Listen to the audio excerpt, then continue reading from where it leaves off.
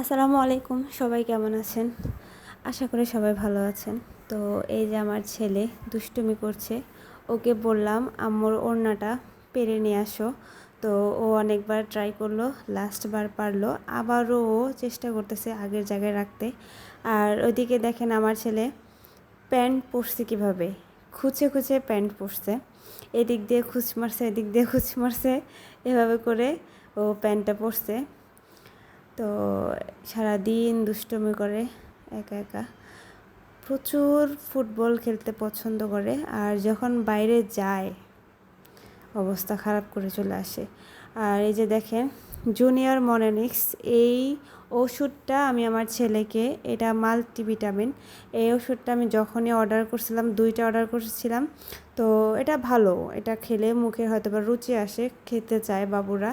আমার একটা শেষ হয়ে গেছে, আমি আরেকটা এই যে এটা খাওয়াইতেছি প্রায় আজকে। আমি এখন একবেলা খাওয়াই, প্রথমটা আমি 3 বেলা খাওয়াইতাম, একবেলা খাওয়াই।